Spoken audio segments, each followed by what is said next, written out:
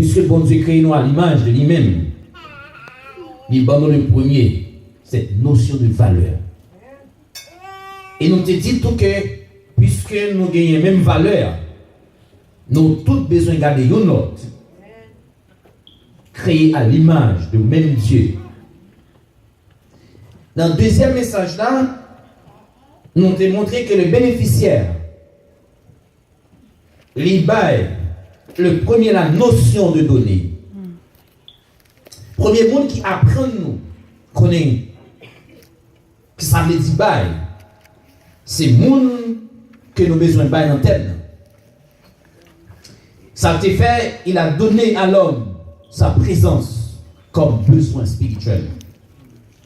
Il a donné à l'homme un jardin, du travail, comme besoin primaire ou comme besoin physique. Troisièmement, il a donné à l'homme une compagne comme besoin émotionnel et besoin social. Dans le troisième message là, on a continué encore avec cette notion de donner que le bénéficiaire nous a inculqué. Il a donné, ça t'est plus cher pour lui, ça t'est plus essentiel, ça t'est plus important, ça t'est plus valeur. Il a donné son fils, et son fils unique, le seul, le plus important. Il te bénit à travers lequel, à travers ce fils, nous te joignons la vie éternelle. Pas une vie éphémère, pas une vie pour quelques mois, pas une vie pour quelques années, mais plutôt une vie sans limite. Les bons dieux, l'homme baille avec mesure, l'homme baille temporairement, l'homme baille de façon éphémère, mais quand Dieu donne, il baille éternellement jusqu'à ce qu'on ne peut pas supporter encore. Bon Dieu, pas de limite, pas de date, pas d'intervalle dans le temps pour que il baille.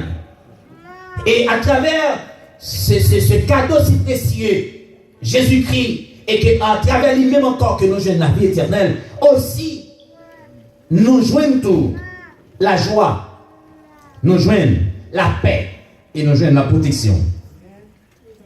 Dans le quatrième message là, nous te montré que le bénéficiaire, l'éternel, lui portait un regard favorable sur la personne avant l'offrande.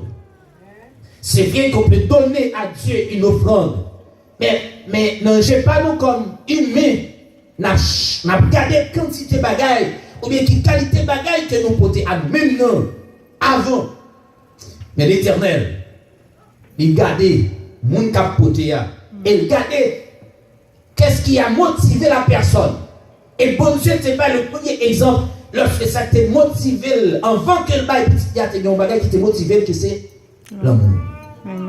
C'est-à-dire qu'à chaque fois que vous a bail, il te dit ça, chaque fois que vous a fait cette action de donner, il faut gagner une motivation. Qui ça motive au bail? Et bon Dieu, il t'a gardé la personne avant l'offrande. Et nous te dit que la quantité est bonne, mais la qualité est meilleure.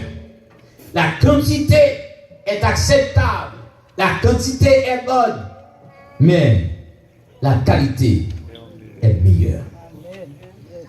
Dans la 5e intervention, nous avons posé cette question et nous avons dit, que coûte votre offrande? Qui ça offrande ou en coûter? Qui ça enveloppe pour en coûter? Qui ça présence ou coûter? C'est pas seulement une question de donner une enveloppe avec un montant satisfaisant et pas porter de l'argent. Oui, mais l'offre une baille l'argent, qui ça présence sous coûter, mon Dieu? Est-ce que présence sous craser ça? Est-ce que présence sous venir pour déranger ou bien présence sous venir pour construire? Que toute votre adoration, qui ça louange ou en coûter? Nous te dit tout. Nous tous cap chanter ensemble, nous chanter même cantique, nous nommer non même bon Dieu. Mais bon Dieu pas recevoir même. On te dit que ce n'est pas lorsque Abel, dans son temps, a offert un sacrifice plus excellent que celui de Caïn. Comment Abel fait connaître ça pour te offrir? Et il offre exactement sa bon Dieu mandé. Et dans Hébreux chapitre 11, verset 4, le texte nous dit que c'est par la foi qu'Abel, il a anticipé sur bon Dieu. Bon Dieu parle dit, mais qui offre que voulait dans Exode chapitre 13, cependant, Abel qui a fait ça longtemps, c'est par la foi seulement que Abel fait ça. Amen. La foi, c'est un moteur qui doit pousser nous à agir au-delà de ça nous garder pour nous. À soya, on veut nous ensemble. Lorsque nous obéissons par la foi pour nous bailler, bon Dieu a occupé le reste là. Amen. Amen. Lorsque nous baillons bon Dieu, nous recevons plus. Et Jean t'a dit, avec le texte que nous allons utiliser là, c'est la surabondance. Lorsqu'on bat le faible moyen, cette faible quantité que vous avez, ça qu'a privé, c'est la surabondance. Les textes ça, sont textes qui riches. 1 Roi chapitre 17. On est habitué avec ce texte. Mais à travers ce texte, de 1 Roi chapitre 17, du verset 1er jusqu'au verset 16, c'est pas seulement, même si mon Dieu est omniscient, c'est-à-dire, il a une pleine et entière connaissance de tout. Des fois, il fonctionnait ton coup à la manière de l'homme. Dieu, dans ce texte, va montrer il y a un plan A et il y a un plan B. Et ça me aimé, ouais, enfin, c'est le plan A de Dieu dans le contexte du texte. Élie en face Akab. Ce n'est pas l'histoire qui peut m'intéresser puisque nous connaissons l'histoire. Mais, verset 1er a dit, nous seulement nommons Akab pour nous songer. Contexte là. Élie, chapitre 17, verset 1er, Élie, le Tishbite, l'un des habitants de Galaad, dit à Akab, l'Éternel est vivant, le Dieu d'Israël dont je suis le serviteur. Il n'y aura cette année si ni rosée ni pluie, sinon à ma parole. Verset 2. La parole de l'Éternel fut adressée à Élie en ces mots. Pars d'ici. Ça se dit à Akab comme moi, pour mettre Élie dans une situation difficile. Que Élie pas connaît, ça capte. Mais comme Élie, c'est petit, un garçon à qui on fait, mais c'est serviteur bon Dieu. Qui connaît au-delà de ça, Élie qui connaît. Parce que même si Élie pas comme ça, ni derrière tête, ni en dedans tête, ni sous tête, à cap. Mais bon Dieu, que Élie a servi, comme ça, dans tête à cap. Et bon Dieu dit à Cap et Élie comme ça, part d'ici. Mais pourquoi Dieu a demandé à Élie de partir? Il est Dieu, il est tout puissant. Pour qu'il ne s'est pas arrêté là pour juste protéger Élie. Non, l'Éternel dit Élie, part d'ici. Dirige-toi vers l'Orient et cache-toi près du torrent de Kérit qui est en face du Jourdain. Maintenant, quand je dis pars d'ici, mais assurément quand Élie était gagné une certaine confortabilité.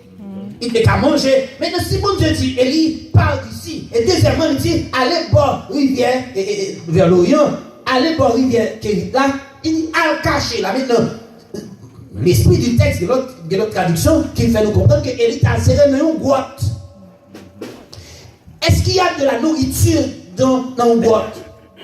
Est-ce qu'il y a de l'eau dans une grotte? Mais non, pas de l'eau, mais bon Dieu dit à cacher un côté que il y a une rivière tout près. Et c'est exactement. Bon, c'est bien. L'Éternel dit allez, à le cacher, même pas dit à le cacher n'importe qui côté. Et lorsqu'il dit à le cacher, c'est parce que pour aller une sécheresse. Puisque pour aller une sécheresse, bon Dieu fait un plan pour Élie pour dire quittez côté pour aller une sécheresse là, allez un côté. Là, il ne veut pas bien sécheresse, à bien de l'eau. Ça veut dire que non seulement il demande pour aller, mais quand elle dit pour aller, il fait un plan pour lui. Tu boiras de l'eau du torrent et j'ai ordonné au corbeau de te nourrir là. Il partit et fit selon la parole de l'Éternel et il alla et s'établir près du torrent de Kérit qui est en face du Jourdain. Verset 6. Les corbeaux lui apportaient du pain, de la viande. Premier bagage avant de continuer, premier bagage qui attire attention. Comment un oiseau fait pour te pain pas manger?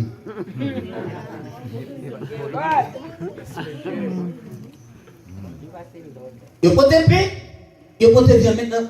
Qui côté je viens non? Qui l'a apporté? Le matin. Et du pain et de la viande le soir.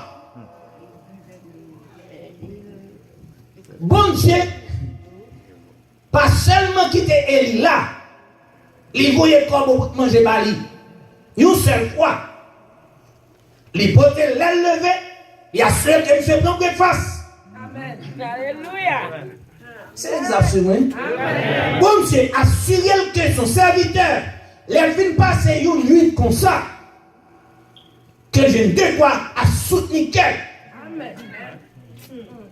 Il passe une journée, hein? Il n'a pas quitté serviteur dormir sans souper. Il voyait corbeau encore pour te manger à Bali, à souhait. Avant de dormir fort pour qu'il change mon cher.